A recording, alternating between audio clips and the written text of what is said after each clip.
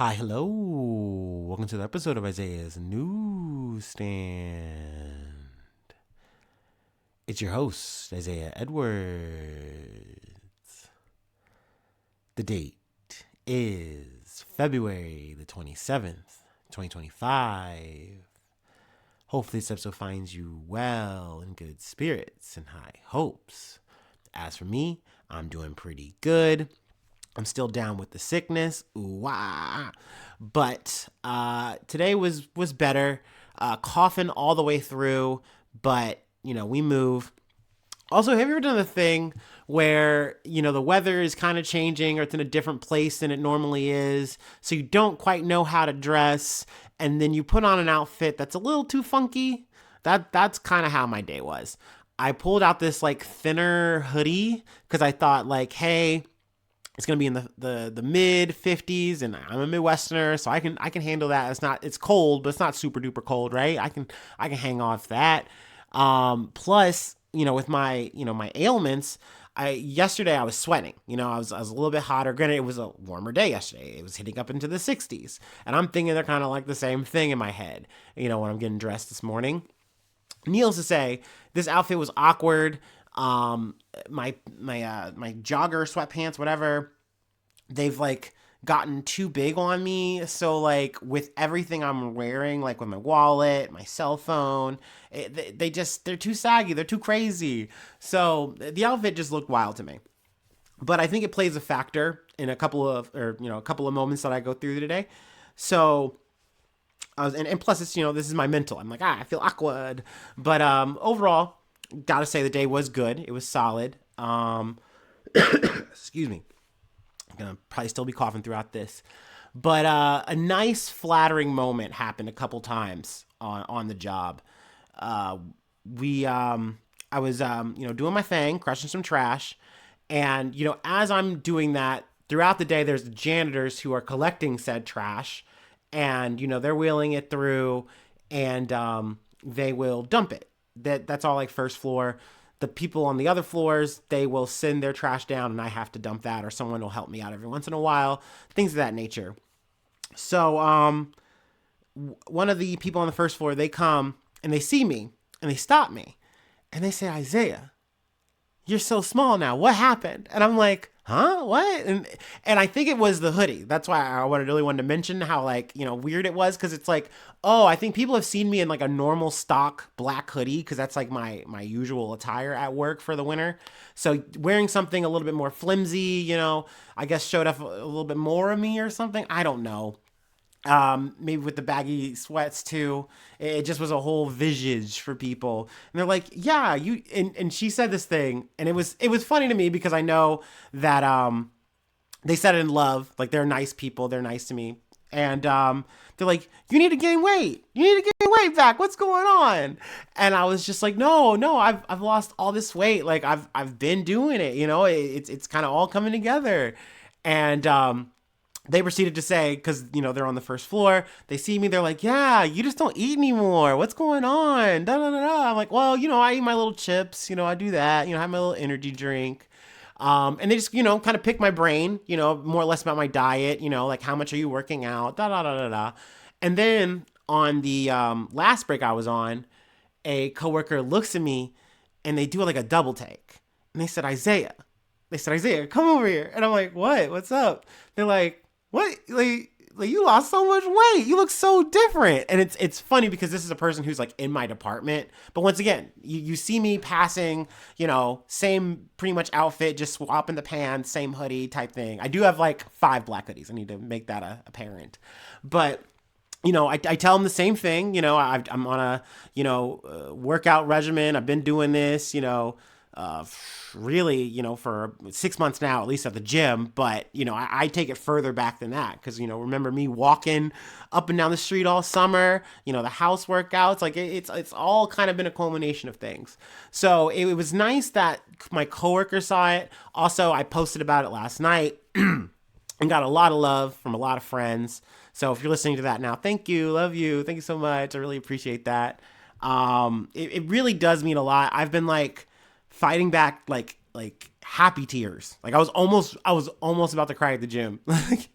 Just because it really does feel like it's starting to come together, and that feels nice. Like it feels like I can really start transitioning in terms of like to a new phase of just saying, hey, let's try to do more things to kind of, shape my body more so, right? Like it's not to say that it's not about the weight loss, because it is. Like, at the end of the day, I'm happy to see the scale go down, down, down, down, down. Please, we need that. But more so, I feel like where my head's going to be at, in the coming future, it's going to be more so about recomposition of my body, right? Because that's always been a key part of it. So it just feels good in that regard. In that aspect of my life, things are going, pretty well, as I dare say, knock on some wood. So yeah, that was a solid thing, like I said, despite the fact that I'm still ill in. But let's go ahead and talk food corner. It was a bit different, but on par with the rest of the week. It's been a fitting motif of soup. We made a beef and veggie soup. It was like kind of like a pot roast style. Thank you, Progressive. I had a salad with it, so we're evolving. We're getting back on the wagon or whatever. We're plumping it back up, maybe, I don't know. And then I had half of a ciabatta, like little loaf. Put some cheese on it, some butter, some salt. That was good. But let me computer enhance on the soup, because we did things a little different. We did a little modifications, and we got to take it back to the gym the other day. One of my friends, we talk whenever we see each other at the gym. It's good vibes. It's a homie. They had already had this skyline chicken situation that they had made, and they said, hey, I know you're sick, but would you want this? And I was like, yeah. And one thing I love about all the people who know me, all the people who really fuck with me, they know I'm a garbage disposal. Like, if it is food, I'm going to assume it's good, right? So go ahead and give it to me. Go ahead and run it to me. I will take it. Yummy, yummy, yummy. I will say sometimes I do disappoint more nowadays, because I'm like, maybe I shouldn't eat it. Maybe not. But in this situation, I was like, ooh, skyline chicken. I'm very intrigued. So I get it, and it's like this shredded skyline like chicken, and it's just like, okay, yeah, we can definitely work with this. And it's like a good enough portion that I could literally just plop it into the soup. So that's what I do. I was like, bloop, and then I just, I cook it all up. I had some kimchi that had been sitting for too long, just because I was planning on, clearing it out on Monday, and I just got sick and I couldn't eat my normal meal. So I mixed that in there, put some sriracha, some hot sauce. It all really came together. Put it in a pot. And that soup was banging. Whew, loved it. Very yummy. Would love to run that back. So definitely I need to get the recipe or something. I'll keep you posted. Anyway, so that was the food corner. Very yummy, yummy, yummy, yummy. We talked gym. We talked everything. Let's go ahead and do our startup, and we'll get into some news.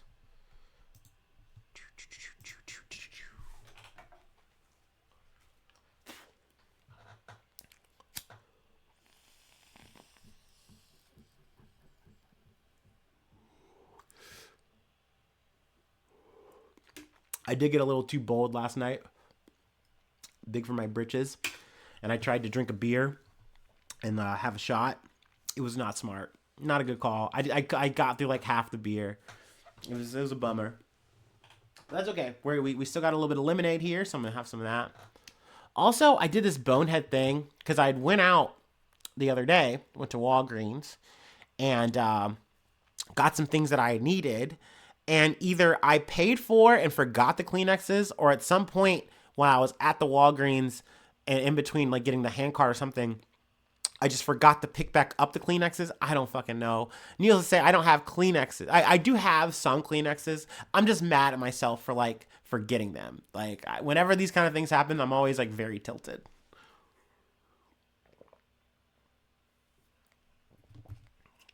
But so it goes.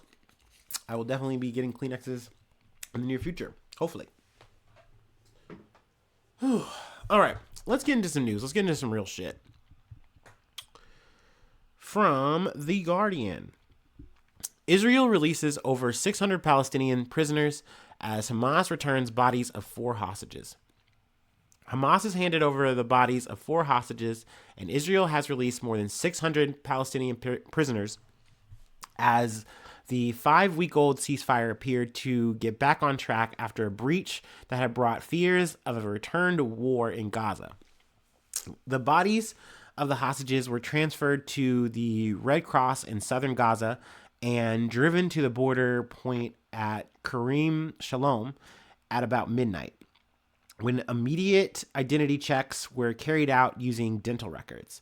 By dawn on Thursday morning, 3 of the 4 had been positively identified, according to a group representing the hostages.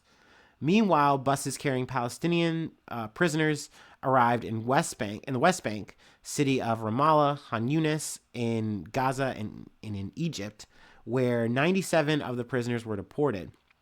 They will stay there until accepted by another country, Israeli officials said. Ambulances brought freed Palestinians to the European hospital in Han Yunis in southern Gaza, where they were set to undergo medical examination.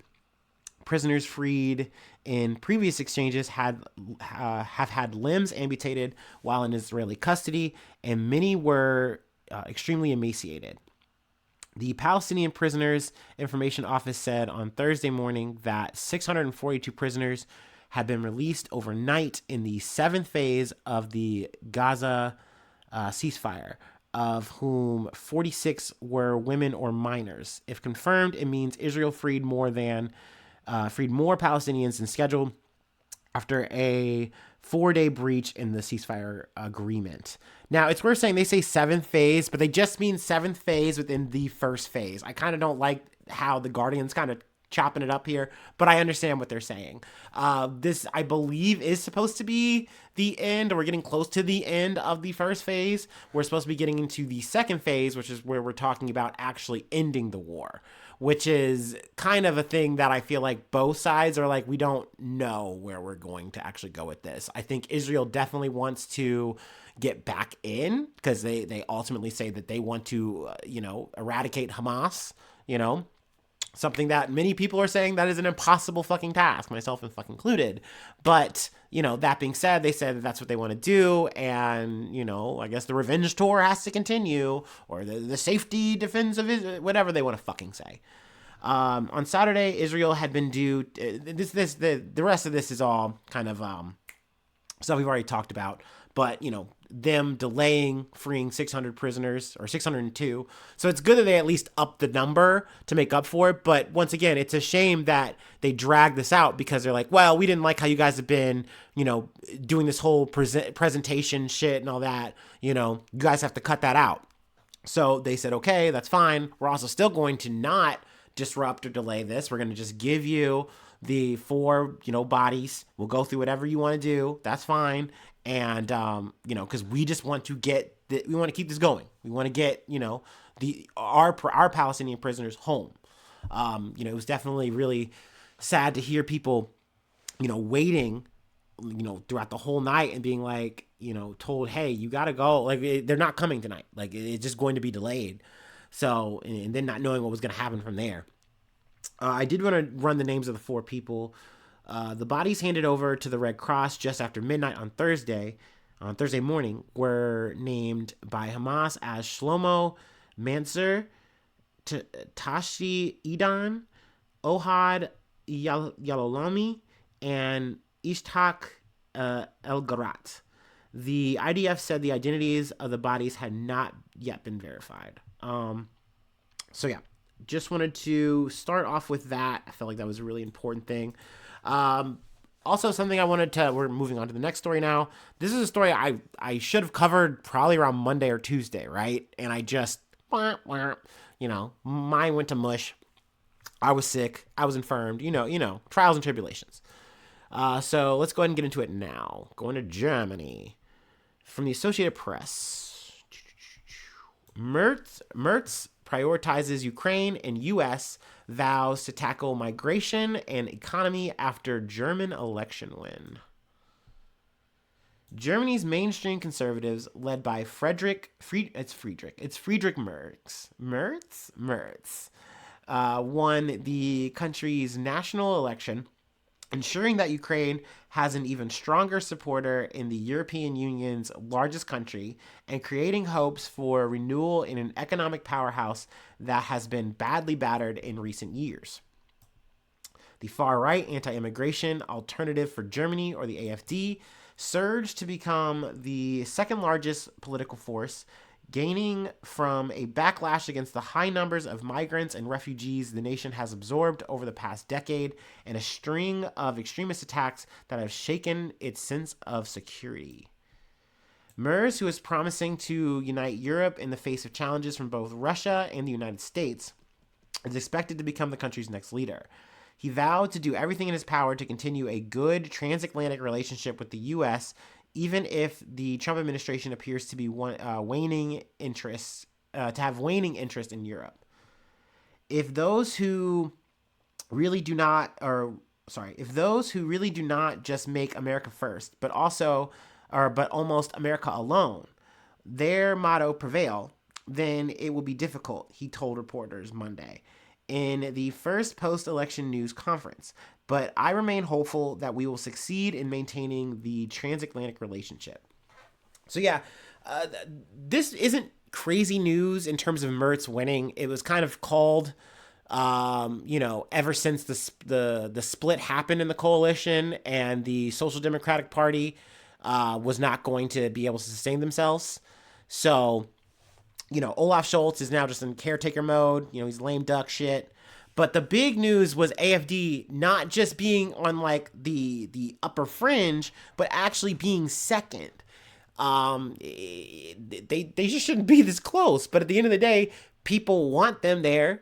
And they're like, yeah, we love these fascists. They're so cool. Yay. It's so crazy. We surely won't do Hitler again.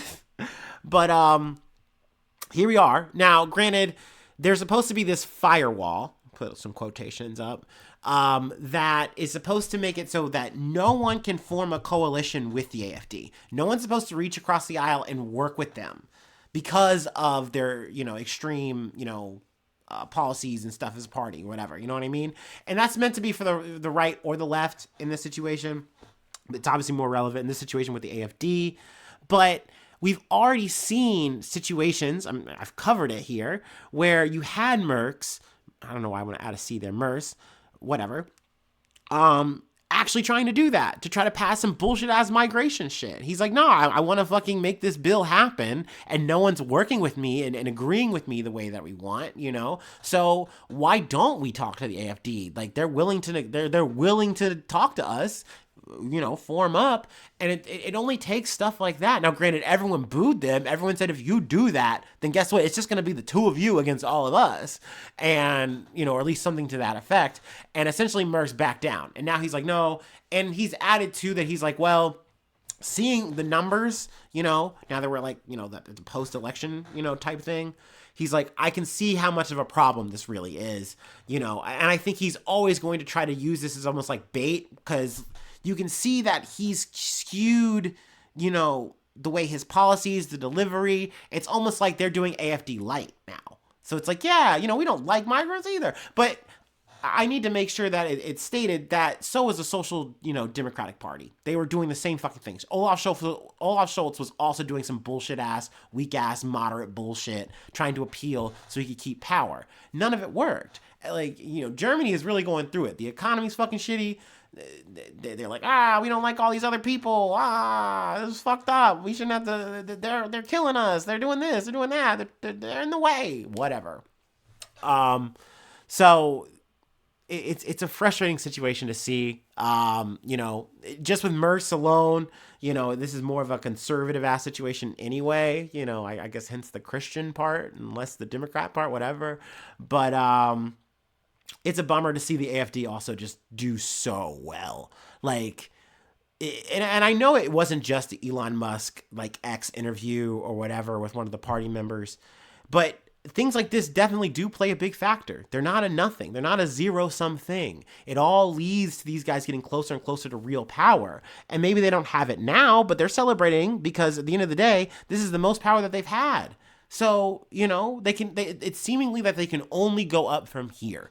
Because once again, if You say, okay, this firewall is a thing. Well, they can just keep, telling their constituents, talking to people, saying, "Isn't it crazy that we're just getting blocked? Like we would love to serve our constituents, but no one's working with us." And eventually, it's that teasing, it's that temptation to be like, "Well, I guess we do have to work with them." And then guess what? Then they can just get in and start doing whatever the fuck they want.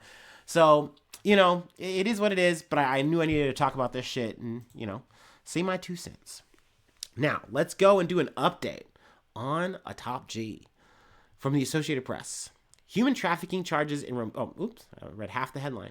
Influencer Tate brothers who face human trafficking charges in Romania arrive in U.S. My dumbass just didn't see this coming. I don't know why. I guess I should have known. Andrew and Tristan Tate are born in Chicago. Were born in Chicago, I believe. Born and raised, but they were also raised in the UK. So I kind of forgot about the dual citizenship shit, and I just kind of, think, oh, ball of water, I just think this guy's from the fucking UK, and then he started, going international, and he was like, oh, I'm going to go to Romania, because I think it's easy to beat all the laws, and I can do whatever the fuck I want to women, which is crazy, but I am paraphrasing, but he has said shit like that before. Anyway, influencer brothers Andrew and Tristan Tate, who are charged with human trafficking in Romania, arrived in Thursday in the U.S. after authorities lifted travel restrictions on the siblings, who have millions of online followers. The brothers landed in Fort Lauderdale, Florida, around midday. The Tates, who are dual U.S. British citizens, were arrested in late 2022 and formally indicted last year on charges they participated in a criminal ring that lured women to Romania, where they were sexually exploited. Andrew Tate was also charged with rape. They deny the allegations. In December, a court ruled that the case could not go to trial because of multiple legal and procedural irregularities on part of the prosecutors. I don't know why I said prosecutors. It's so weird. The case, however, remained open, and there's also another ongoing investigation against them in Romania. Romania's anti-organized crime agency, DCOT, said in a statement Thursday that prosecutors approved a request to change the travel restrictions on the Tates, but it did not say who made the request. It's kind of believed, or it's very much believed, that Trump leaned from the Oval Office saying, hey, you got, these are American citizens, bring them home, get them out of there. And I think that pressure worked, though so far they're the most I've kind of heard is oh, well, we don't know, we're looking into it, in terms of when they were asked about well, why did you guys change your mind on these restrictions? They're we're not sure. It's kind of seemed the time, I don't know. Anyway, bye. After the brothers arrived in Florida, State Attorney General James Uthmeyer said in a social media post that his office would conduct a preliminary inquiry into them. Florida has zero tolerance for human trafficking and violence against women. If any of these alleged crimes trigger Florida's jurisdiction, we will hold them accountable, said Uthmeyer, an appointee of Republican Governor Ron DeSantis. Essentially, Ron does not like them there. Which I was like, damn, okay, base DeSantis, I guess, for every once in a while. Okay, cool. Excuse me. Speaking to reporters at the airport, Andrew Tate repeated his insistence that the siblings had done nothing wrong. We live in a democratic society where it's innocent until proven guilty, and I think my brother and I are largely misunderstood. There's a lot of opinions about us. Things go around about us on the internet, he said. In other developments Thursday, a court ruled in favor of an appeal by the Tates to lift the seizure of multiple assets, according to Tate spokesperson Mattia Prescu. The assets include 6 luxury vehicles, land and properties, and company shares. All previously frozen bank accounts have been unfrozen. Scroll ahead here. The Tate's departure came after Romanian Foreign Minister Emil Hurizeanu said this month that a Trump administration official expressed interest in the brothers' case at the recent Munich Security Conference. So, they just had a kind of a side talk or something, I guess. The minister insisted no pressure was applied to lift restrictions on the Tates after a Financial Times report on the meeting caused a stir in Romania. Asked if his administration pressured the Romanian government to release the Tates, Trump told reporters Thursday in the Oval Office that he did not know anything about the circumstances. I just know I just know nothing about it. We'll check it out. We'll let you know. I love that. So it was him who said that. I got a little twisted. But I always love how aloof he is about these kind of things because this motherfucker does know. He knows exactly what the fuck is going on. You know, he either implements this shit or he knows who the fuck he put onto this shit is going to do the job that he wanted done. There are some more cases, though. I know that there's some shit going on in the UK with them. In March, the Tate brothers appeared at Bucharest Court of Appeal in a separate case after UK authorities issued arrest warrants over allegations of sexual aggression in a case dating back to the period from 2012 to 2015. The appeals court granted the UK request to extradite the Tates, but only after legal proceedings in Romania have concluded. Late last year, a UK court ruled that police can seize more than £2.6 million or $3.3 million to cover years of unpaid taxes from the pair and freeze some of their accounts. Andrew Tate called it outright theft and said it was a coordinated attack on anyone who dares challenge the system. I think it's really just because you're a rapist, bro. But, you know, alleged. I gotta add that or whatever. But I think people are very dismayed.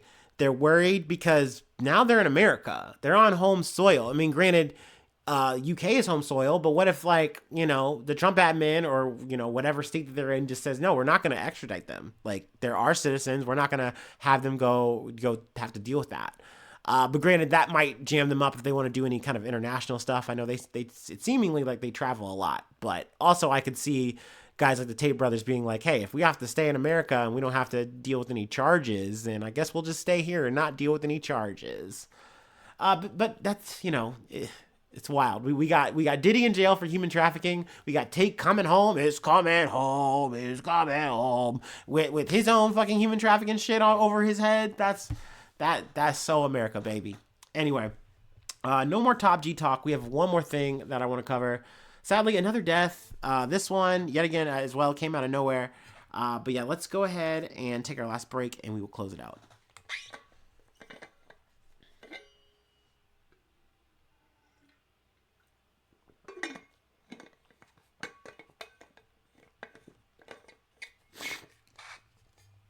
Oh.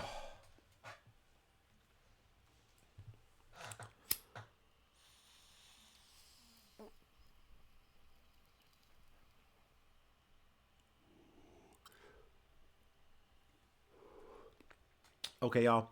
I'm going to read this quick side headline real quick, actually. It totally caught my eye. I don't know if I'll cover this later, but I at least want y'all to hear this. Woman caught trying to plant explosive devices at Tesla dealership. Holy. Maybe we might do a little bonus time, but I don't know. We'll see how I'm feeling after this. Let me drink my lemonade. Sorry, that caught my eye. I was like, damn.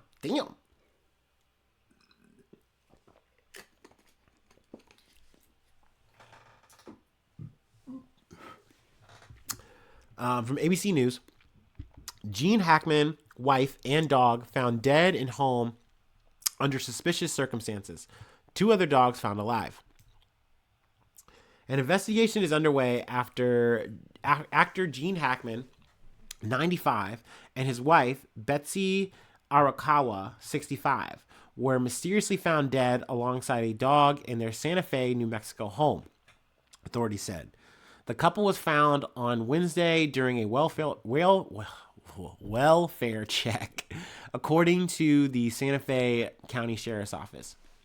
There were no obvious signs of how they died.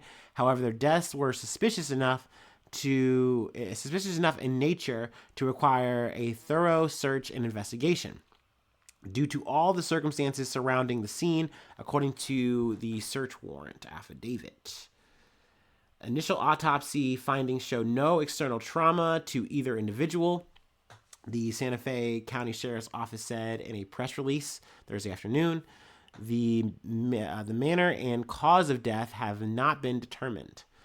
Carbon monoxide and toxicology tests have both been requested, or have been requested for both, with the official results pending, the sheriff said.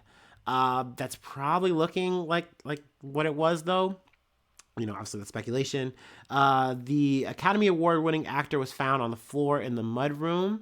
According to the search warrant, it appeared he fell suddenly ill, and he and his wife showed obvious signs of death, the document said. Arakawa was found lying on her side on the floor in a bathroom with a space heater near her body, according to the search warrant. Her body showed signs of decomposition, the document said. There was mummification to her hands and feet. On the counter near Arakawa was an open prescription bottle with pills scattered, according to the search warrant. And I also believe that there was a German Shepherd was found dead about 10 to 15 feet from Arakawa. And the dog was in a crate or kennel, so it couldn't get out. But the other two dogs that were found alive, they were able to get through a doggy door. So that's why it's kind of believed that it might be carbon monoxide, though it's worth noting there was no carbon monoxide found in the home. So it's like, well, why would you think that? Well, it's definitely possible that it vented out over time, or it vented out over time plus, when they go to do welfare, I cannot say welfare check. They open up, and the carbon monoxide goes out before they actually do a test on it. So obviously this is very unfortunate. That's very sad. And just something that really kind of almost made me tear up a bit, because I just remember seeing it with my dad. Gene Hackman is a very prolific actor. Was a very prolific actor in so many fucking movies. I would say my favorite was Runaway Jury that I've seen, maybe followed by Ants. But I mean, there's just so many movies that he's in. I definitely need to see the Royal Tenenbaums. I've been seeing little clips again, little GIFs and stuff, and I'm like, damn, that movie probably was really good. I don't know. I'm a Wes Anderson fan, but I'm pretty sure it's a Wes Anderson joint. But I don't know. I never feel like I need to see any Wes Anderson movie. That's beside the point. That's neither here nor there. Gene Hackman, you've seen him throughout the years. He's been around for so long, and to me, there's a certain Gene Hackman that I grew up seeing on the screen, or on the red carpet, whatever, and seeing him at 95 with his wife, I was like, oh my God, I didn't recognize him, because he's just gotten so old. So, but he looked good for his age. He looked great. To just be so, skinny and spry looking, I don't know, that seemed good, right? He was walking with his little cane with his wife. So yeah, obviously very sad, very unfortunate. If I do get any more details on, what exactly happened, we will come back and update on that. But yeah, actually now that I'm still thinking about it, let's see if it's still there. Hopefully it didn't go away. Yeah, I'm just going to run this again. We're going to do a little bonus action. At least just read a little quick bit. ABC News, woman caught trying to plant explosive devices at Tesla dealership. A woman in Colorado has been arrested after police caught her with explosives at a Tesla dealership. The 40-year-old Lucy Grace Nelson was arrested on Monday after the Loveland Police Department launched an extensive investigation on January 29th following a series of vandalizations with incendiary devices at the Tesla dealership in Loveland, Colorado, according to a statement from the police released on Wednesday. On Monday evening, Nelson returned to Loveland Tesla while in possession of additional incendiary devices, along with materials attributed to vandalism, the Loveland Police Department said. Detectives apprehended Nelson prior to further damage occurring. Nelson was immediately arrested and booked into the Laramie County Jail after being charged with explosives or incendiary devices use during felony. criminal mischief, and criminal attempt to commit a Class 3 felony. She was issued with a $100,000 cash surety bond following the charges. The Loveland Police Department continues to work closely with the Bureau of Alcohol, Tobacco, Firearms, and Explosives, Denver Field Division, with federal charges likely to follow. So there we go. Little quick add on there. A little bonus on the fly. A little freestyle, if you will.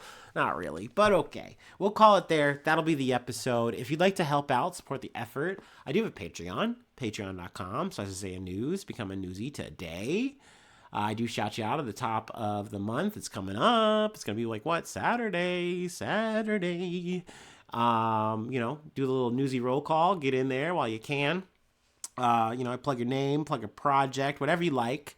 And free ways to hit me up, isaiahnews1@gmail.com. Feel free to follow me or the podcast on any of the socials. Please subscribe to the YouTube. That's the best way to keep up in terms of just like episode. Or if not YouTube, Spotify. If not Spotify, TikTok. Whatever listening thing. If you're doing it on Apple Podcasts, you can do that way. That's cool too. Also ratings. That's always cool. I don't say that all the time, but 5 stars, please. Thank you. As I cough. But yeah, that'll be it. Thanks so much for tuning in. Thanks so much for being a friend, and hopefully I see you soon for some more good news. I love ya. Bye-bye. Mwah.